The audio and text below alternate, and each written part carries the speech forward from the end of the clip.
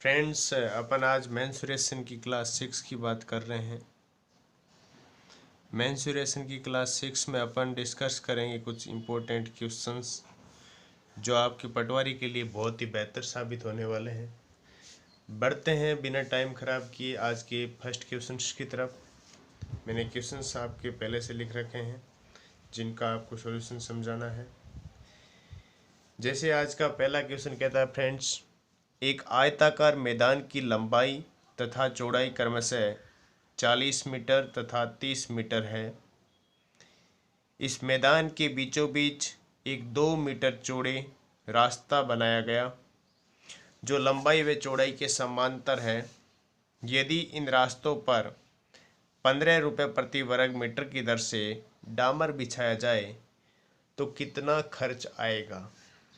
मैंने कहा जब भी आप ऐसा क्वेश्चन करो ना तो सबसे पहले आपको उसके बारे में डायग्राम बना लेना चाहिए।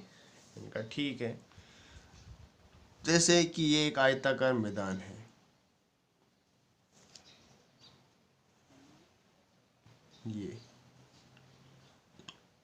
ये है आयताकार मैदान। इसकी लंबाई क्वेश्चन में दे रखी है 40 मीटर, चौड़ाई दे रखी है 30 मीटर। कह रहा है कि इसके ठीक बीचों बीच में 2 मीटर चौड़ा लंबाई व चौड़ाई के समांतर रास्ता बनाना है। तो मैंने कहा लो ये ठीक बीचों बीच एक रास्ता बना दिया। इस रास्ते की चौड़ाई कितनी है 2 मीटर और लंबाई व चौड़ाई के समांतर बनाना है। तो लो मैंने कहा इस तरफ से भी एक रास्ता बना दिया। इस रास्ते की चौड़ाई कितनी है 2 मीटर। तो ये जो रास्ता मैंने बनाया है फ्रेंड्स, तो बोला कि इस रास्ते पर जो मेरे को डामर बिछाना है तो डामर बिछाने का मेरा खर्चा कितना आएगा। तो मैंने कहा अभी निकालते हैं कितना खर्चा, कितने डामर लगेगा, कितने रुपए प्रति मीटर है। बोला 15 रुपये प्रति मीटर की दर से बिछाना है। तो फ्रेंड्स आपको पता है कि ये एक तरह से देखो तो आयत ही है। और आयत का क्षेत्रफल क्या होता है? आयत का क्षेत्रफल होता है, आयत का क्षेत्रफल क्या होता है? लंबाई इंटू चौड़ाई। यहाँ पे ये रास्ता लंबा कितना है? लंबा तो 40 मीटर ही होगा ना, लेकिन चौड़ा कितना है 2 मीटर। तो मैंने कहा 40 इंटू 2 कितना हुआ 80 वर्ग मीटर। क्या हो गया इसका क्षेत्रफल हो गया। इस रास्ते की क्षेत्रफल की बात करें तो ये देखो चौड़ा तो 2 मीटर है लेकिन लंबा कितना हुआ 30 मीटर, क्योंकि इसके बराबर है। तो मैंने कहा 30 इंटू 2 कितना हुआ 60 वर्ग मीटर। ये पूरे रास्तों के, लेकिन ये इतना सा रास्ता है जो दोनों बार में क्या हुआ है काउंट हुआ है। मतलब ये 2 मीटर लंबा है 2 मीटर चौड़ा है। तो मैं इनमें से इसको घटा दूं, ये टोटल कितना हुआ 140 वर्ग मीटर। इसमें से अगर ये कॉमन वाला मैं घटा लेता हूँ 2 इंटू 2 मतलब लंबाई भी 2 चौड़ाई भी 2, तो 4 वर्ग मीटर क्षेत्रफल हो गया। तब मेरे पास इसका टोटल एरिया कितना आया 136 वर्ग मीटर। ये किसका आया? इस रास्ते का क्षेत्रफल आ गया। इस रास्ते का क्षेत्रफल कितना आया 136 वर्ग मीटर। लेकिन अब मेरे को डामर बिछाने के लिए क्या कह रहा है? यदि इन रास्तों पर 15 रुपये प्रति वर्ग मीटर की दर से डामर बिछाने का खर्च, तो मैंने कहा ये इतना एरिया है तो डामर बिछाने का, तो 136 मल्टीप्लाई 15, जितना एरिया उसमें बिछाएंगे। 15 छक्के कितने होते हैं 90, हासिल गई 9, 15 3 45, 45 और 9 कितने हो गए 54, हासिल की 5, 15 और 5 कितने होते हैं 20। तो बोला फ्रेंड्स 2040 रुपये इस रास्ते पर डामर बिछाने का क्या आएगा खर्च। ये आपका क्या हो गया आंसर। बढ़ते हैं आज के नेक्स्ट क्वेश्चंस की तरफ। नेक्स्ट क्वेश्चन क्या कहता है कि एक आयताकार कमरे की लंबाई 15 मीटर तथा चौड़ाई 12 मीटर है, तो 8 रुपये प्रति मीटर की दर से दरी बिछाने का खर्च क्या आएगा यदि दरी की चौड़ाई 3 मीटर हो। ऐसा क्वेश्चन, ये बार बार ऐसे क्वेश्चन आते हैं। ये पटवारी का प्रीवियस क्वेश्चन आया हुआ क्वेश्चन है और मैंने ज़्यादातर जो भी क्वेश्चंस लिखे हैं जो एग्जाम्स में पुराने कहीं ना कहीं एग्जाम में आए हुए हैं। तो मैंने कहा आयताकार मैदान, कमरे की लंबाई और चौड़ाई दे रखी है, तो मैंने कहा ये एक आयताकार कमरा है जो आपका 15 मीटर लंबा है, 12 मीटर चौड़ा है। फिर बोलता है कि 8 रुपये प्रति मीटर की दर से दरी बिछानी है इस कमरे में, और दरी की चौड़ाई कितनी है, 3 मीटर। मैंने कहा जो दरी का क्षेत्रफल होगा और इस कमरे का क्षेत्रफल होगा ये आपस में क्या होगा, बराबर। तो मैंने कहा अपन ऐसा करते हैं, इस आयताकार, तो आयत का क्षेत्रफल क्या होगा, लंबाई इंटू चौड़ाई, 15 इंटू 12, 12 पंजे 60, 6, 12 6 18, 180 मीटर स्क्वायर या वर्ग मीटर इसका कमरे का क्या हो जाएगा, क्षेत्रफल।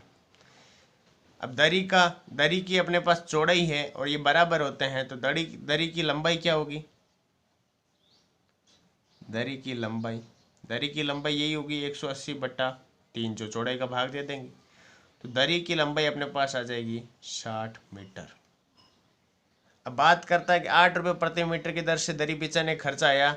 अब आप 60 मीटर दरी की लंबाई है, तो 8 रुपये प्रति मीटर से खर्चा आ रहा है, तो टोटल दरी का जो बिछाने का खर्चा कितना आ जाएगा, 8 छके 48, कितने रुपए आ जाएगा, 480 रुपये उस कमरे में दरी बिछाने का खर्चा आ जाएगा। ठीक है, इसी तरह का अपन एक क्वेश्चन और लेते हैं, उस क्वेश्चन को और अपन सोल्व करते हैं, जिससे ये अपना कोई भी कन्फ्यूजन है वो सारा कन्फ्यूजन इससे दूर हो जाएगा। जब भी आपका ऐसा क्वेश्चन आए तो आपको इसी तरह से करना है। इसी तरह का नेक्स्ट क्वेश्चन अपन देख लेते हैं। फ्रेंड्स देख लीजिए, ये नेक्स्ट क्वेश्चन बिल्कुल वैसा ही क्वेश्चन है जैसा अपन ने पहले वाला क्वेश्चन किया था। ये क्वेश्चन भी वैसा ही है। बोल रहा है कि 15 मीटर लंबे कमरे में 75 सेंटीमीटर चौड़ी दरी बिछाने का खर्चा 50 रुपये प्रति मीटर की दर से 6000 रुपये है, तो कमरे की चौड़ाई क्या होगी। वैसा ही क्वेश्चन है, बिल्कुल हूबहू क्वेश्चन जैसा अपन ने पढ़ा था। अब अपन ने क्या किया था, पहले कमरे का क्षेत्रफल, मैंने कहा कमरे का क्षेत्रफल दरी का क्षेत्रफल आपस में क्या है, बराबर, तो मैंने कहा कमरे का क्षेत्रफल,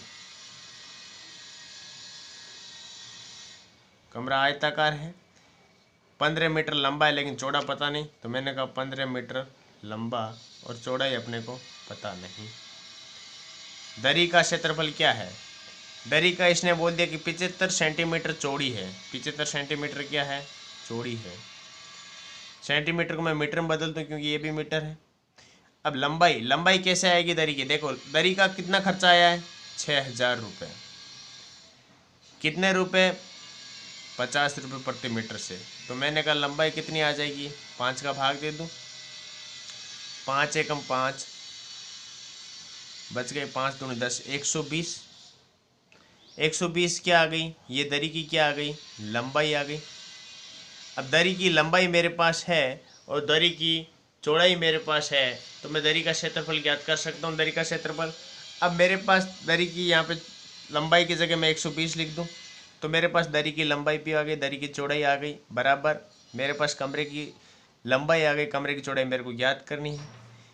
ये मेरे सेंटीमीटर था, मैंने मीटर में बदल दिया, 0 से 0 कट, और भी कट करना चाहे तो 5 से 2 बार, 5 से 15 बार, 2 से 6 बार, कितना बार, 90। तो मैंने कहा 15 मीटर लंबी है और चौड़ाई मेरे को नहीं पता, तो मेरी चौड़ाई ज्ञात करनी है। जब मेरे को चौड़ाई ज्ञात करूँगा तो 90 में भाग किसका दूंगा, 15 का, तो मेरे पास कितनी आएगी, 6 मीटर क्या आ जाएगी, चौड़ाई आ जाएगी। कितनी, 6 मीटर मेरे पास क्या आ जाएगी, चौड़ाई आ जाएगी।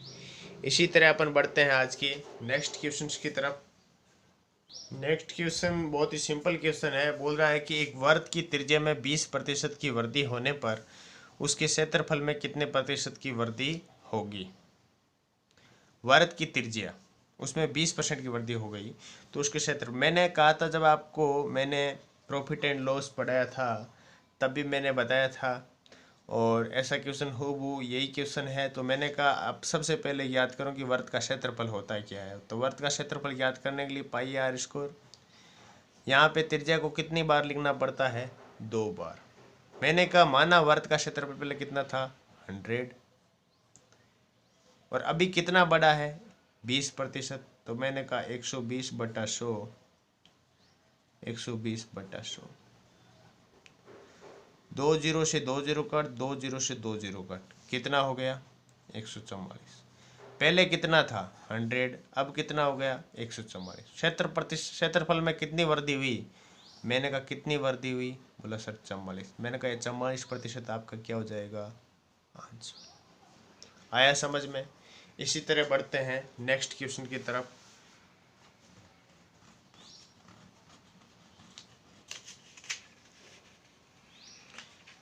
नेक्स्ट क्वेश्चन आपका क्या कहता है, एक आयत की लंबाई और चौड़ाई में क्रमशः 40% तथा 30% की वृद्धि होने पर उसके क्षेत्रफल में कितने प्रतिशत की वृद्धि होगी?